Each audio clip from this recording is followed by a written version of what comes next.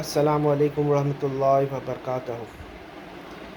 I'm making this video to request you to not give your zakat or your charity either to the madrasa or any Dawah organization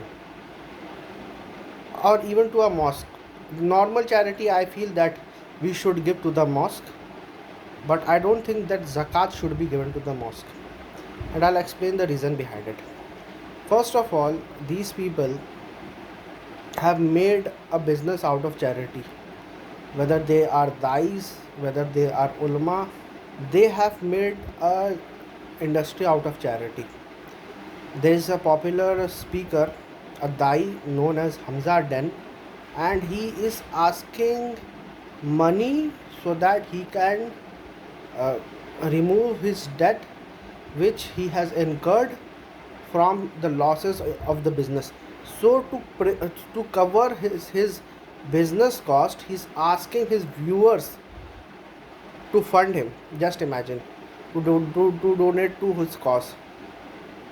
So these kinds of things. Now, just imagine, people like you and me are earning every day, doing their job 9 to 5.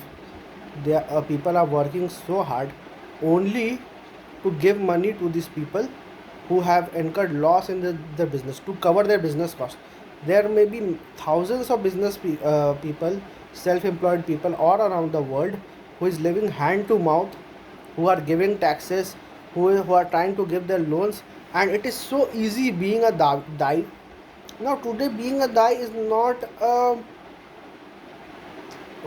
it's not something which is persecuted. It has become a privilege to be a dai.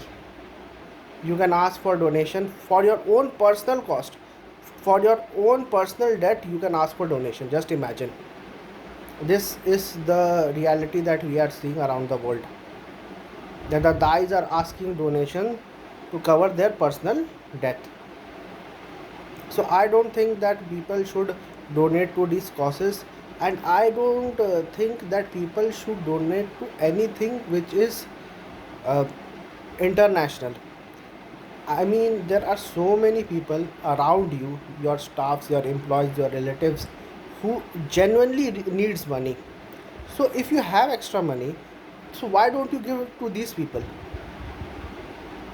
They are closer to you, they are their relatives, and you can watch whether they are using this money or abusing this money. But giving to an organization, giving to a madrasa, or giving to these international project, there's another project. If you follow any dai, you will see one thing on the Facebook, that every time they are asking donation, every time on the Facebook or from other things, they are asking donation. And one video is always circulating around in the internet for around 5 years, which is building a masjid, an Islamic center in Norway.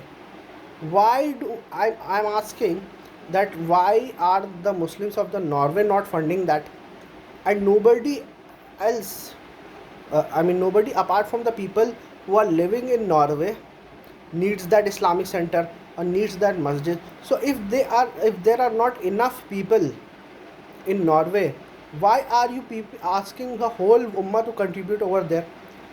We do not have shortages of masjid. I'm not against mosque or construction of mosque, but be honest, everywhere where Muslims exist, there are thousands. Uh, there are overcrowding. There are so many mosques around the world that each person can pray over there very comfortably. In fact, the mosque does not even get filled these days because there are so many mosques out there.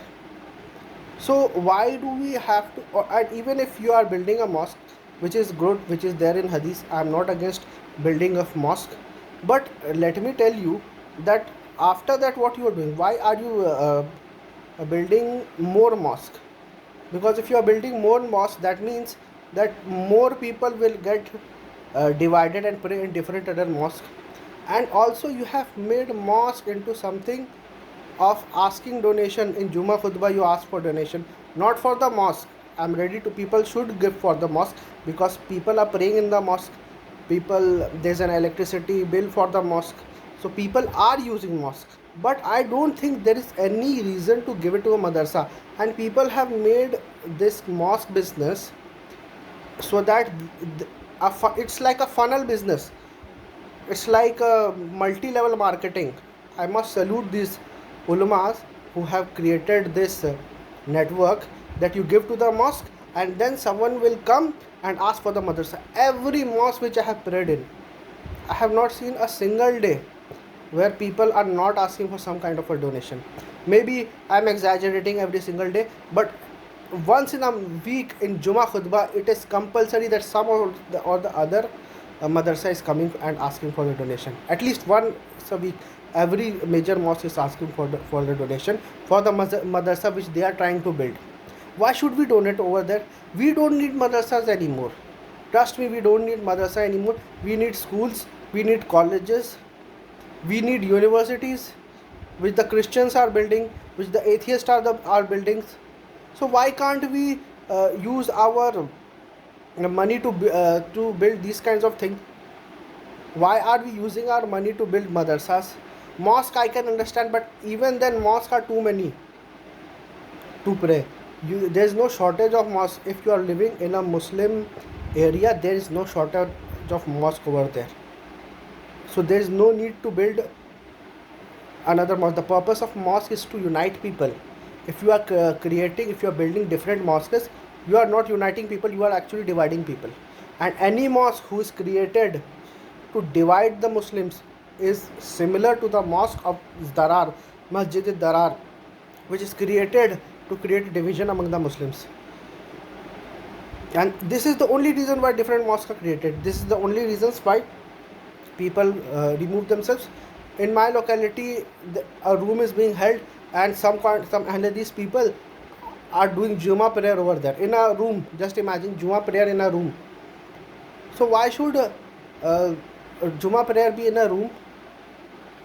Because they don't want to pray behind a Hanafi Imam. So these kinds of things are created to create the division upon the Ummah. If the Ummah is divided, it is very easy to control them.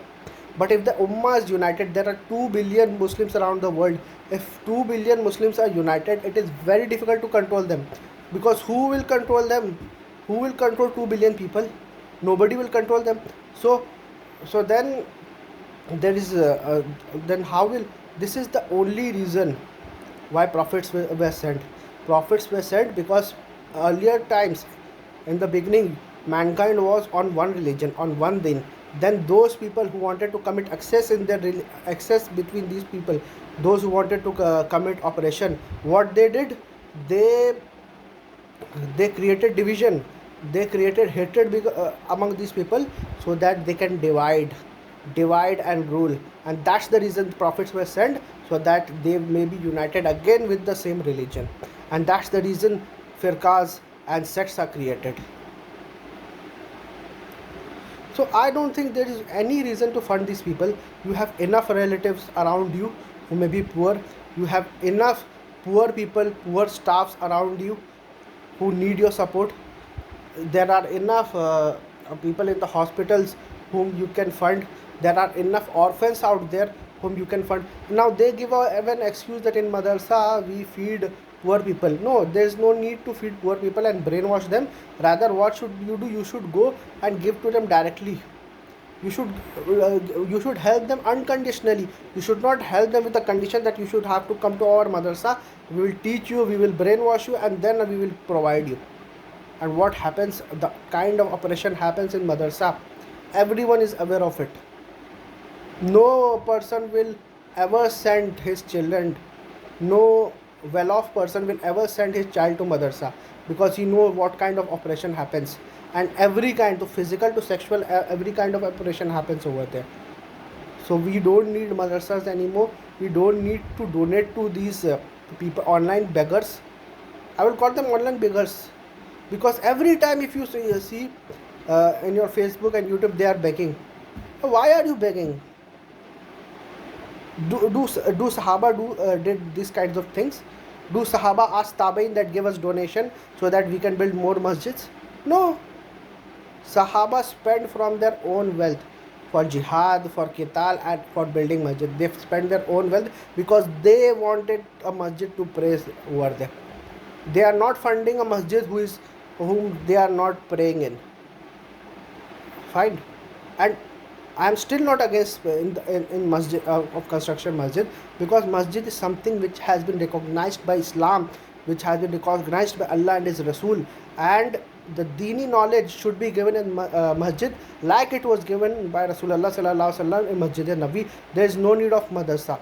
If anyone wants to specialize, they can go to a college, they can go to Medina University, and these kinds of universities should be there in every college which any Muslim builds for specialization, to be a mufti, to be a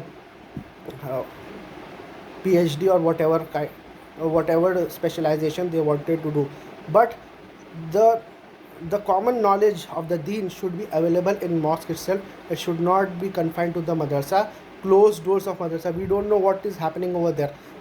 Most madrasas are created so that the children of the madrasa or the people who are trained in the madrasa are trained so that they can ask donation to build another madrasa, and here that cycle is continuing.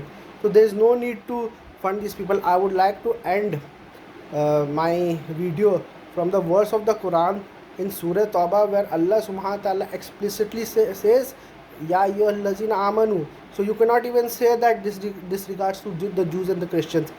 Allah subhanahu wa ta'ala says in Surah Baqarah, oh, you who believe, indeed many ahbar and ruhban, they take the wealth of people and they deviate you from the path of Allah. So this is what the Quran says, and this is one of the most rare used verses of the Quran.